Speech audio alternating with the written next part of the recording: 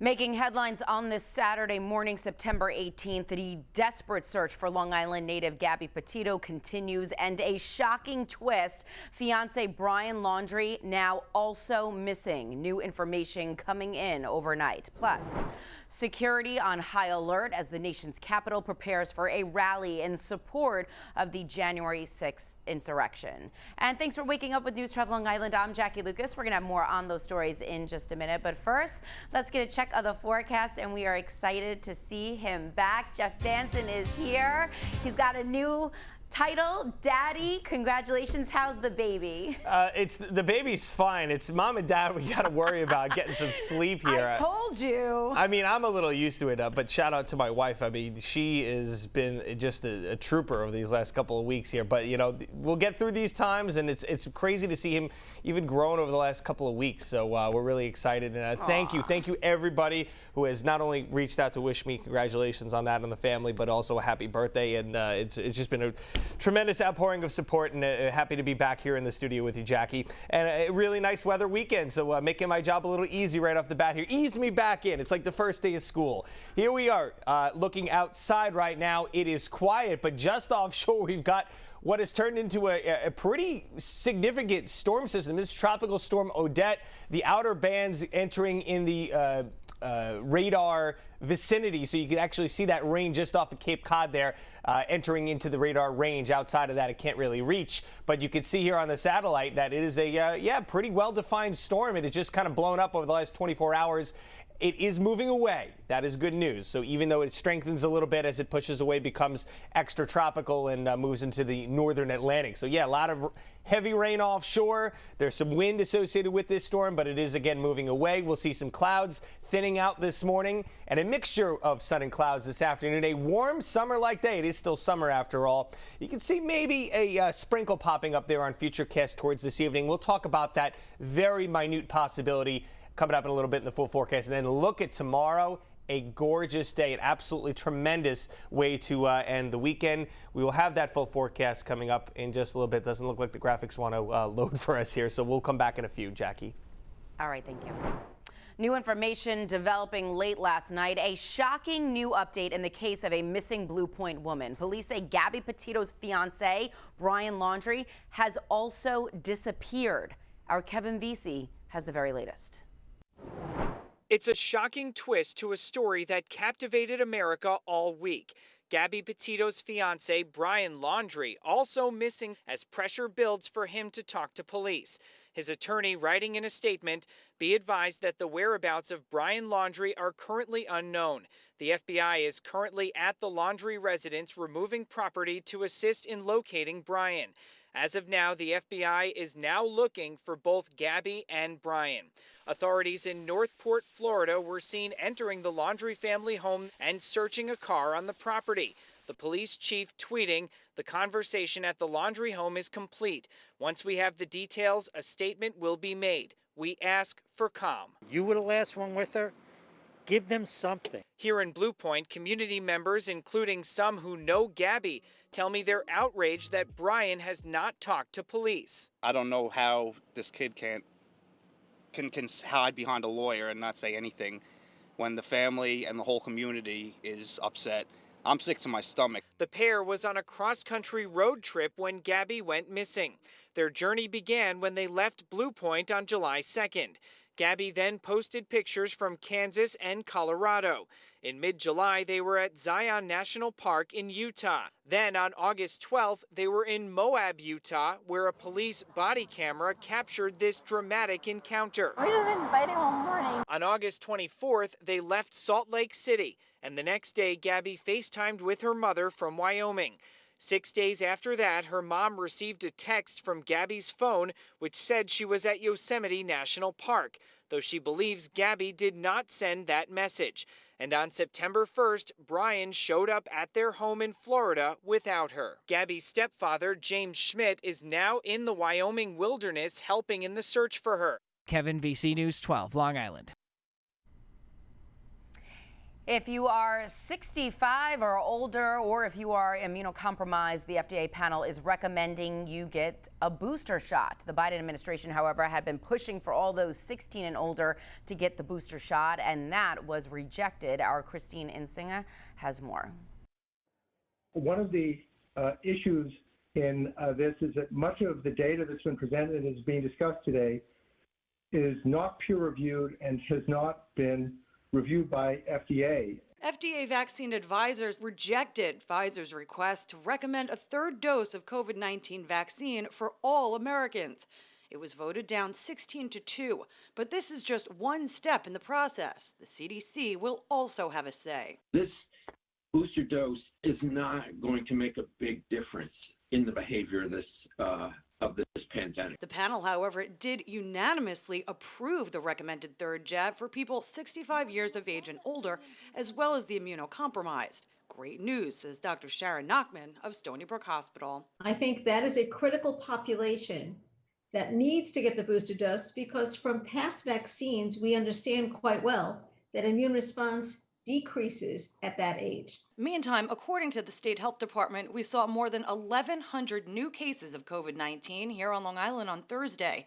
However, they also put the 7-day average of positive cases at 3.97%, a slight decrease from the previous 3 days. Dr. Bruce Farber says even though that's good news, no one should be getting too excited just yet. Quite frankly, I don't think these trends are so dramatic that we can make any major conclusions yet. We have to be aware, obviously, that school has just started, Labor Day is over. There are a lot of factors that are going to influence those numbers. Christina Insinger, News 12, Long Island. Now to the latest on the Robert Durst trial. The real estate heir just convicted by a Los Angeles jury of fatally shooting friend Susan Berman. Wave at mommy. So I waved at mommy. Prosecutors say the 78-year-old killed Berman to keep her from speaking to police about the 1982 disappearance of his wife, Kathy. Durst testified he did not kill his wife or Berman, though he said he would lie if he had done so. Durst faces life in prison when he is sentenced next month. And the disappearance of Robert Durst's wife, Kathy, is still one of the most talked about cases in the tri-state area. Now her siblings are sharing family secrets and shocking revelations from her recently uncovered journal. You can see the News 12 special, Robert Durst, Buried Secrets, tonight and tomorrow at 2 p.m. and 7 p.m. To the nation's capital now, where there is a big boost in security ahead of a rally in support of the January 6th rioters being held today. We're not going to tolerate violence, and we will not tolerate criminal behavior of any kind.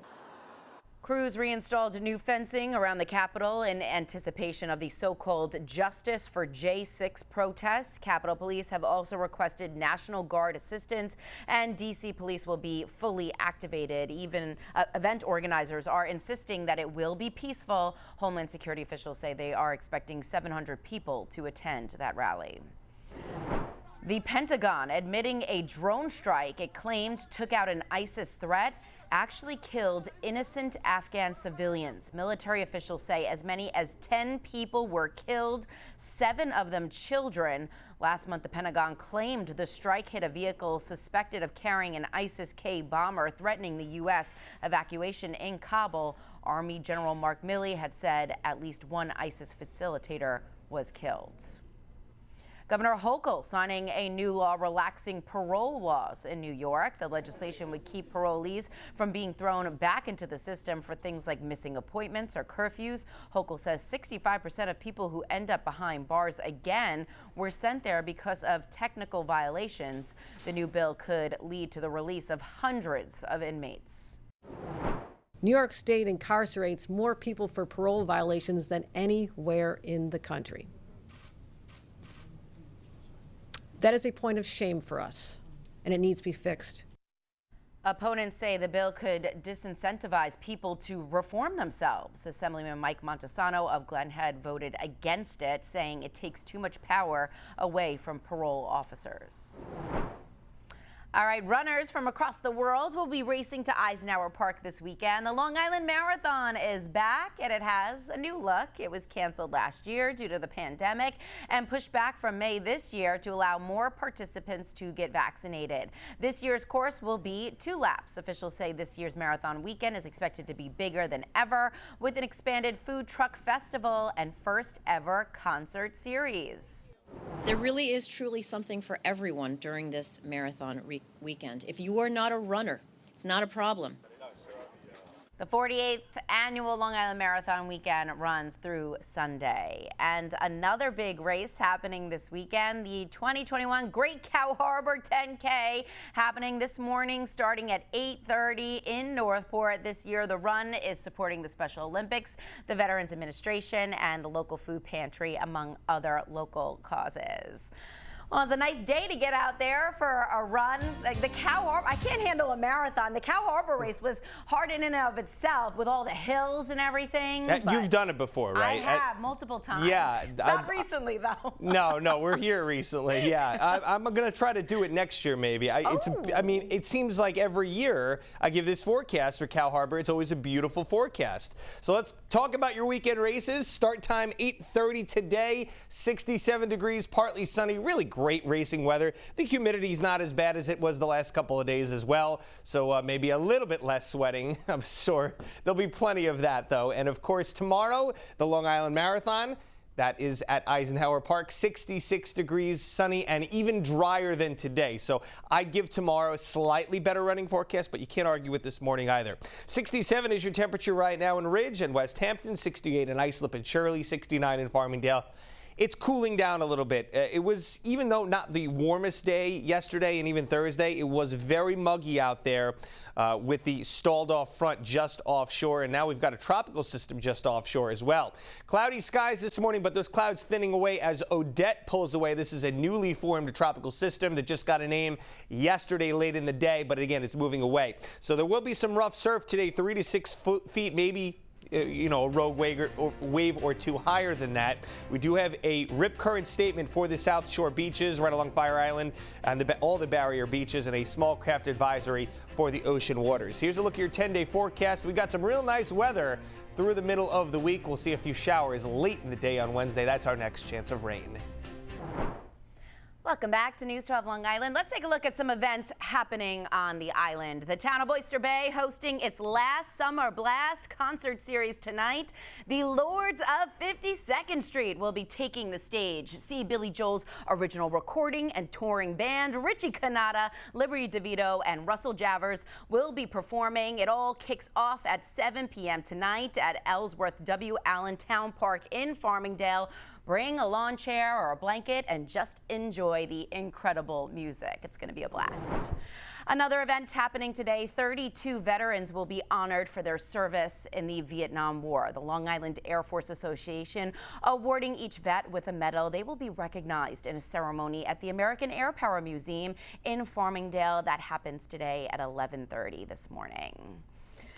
And this weekend marks the final weekend of summer, but good news for all those fall lovers out there. Next week, the Great Jack-O-Lantern Blaze will return to Old Bethpage Village. The event features more than 7,000 hand-carved jack-o'-lanterns. Long Islanders can also experience a magical soundscape and synchronized lights. Last year's event went on during the pandemic, but with reduced capacity and show dates. Tickets are on sale now. It runs from September 22nd to November 7th.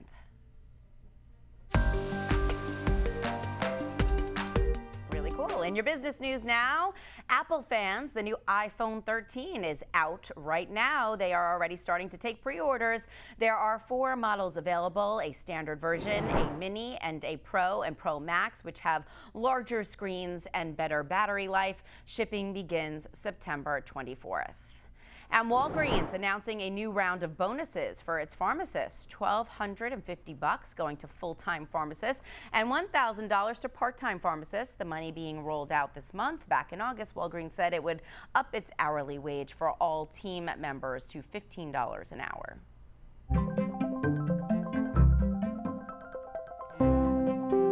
In your Health Matters now, out of all the major vaccines available, Moderna is deemed most effective against hospitalizations. The Moderna, Pfizer, and Johnson & Johnson vaccines were all compared. This new head-to-head study found that the Pfizer vaccine had 88% protection against hospitalizations, but Moderna was 93% effective.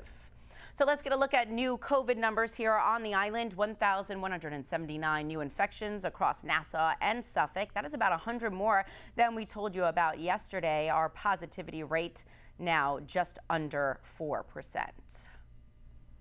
All right, checking your entertainment headlines now. In my history of scared, this is the most scared I've ever been. Here's the first look at season 3 of Netflix hit thriller series You. Actor Penn Badgley, formerly on Gossip Girl, stars as the main character, Joe Goldberg. The season follows him and star Victoria Pedretti as they navigate trying to be a normal family. New episodes will be available on Netflix starting on October 15th.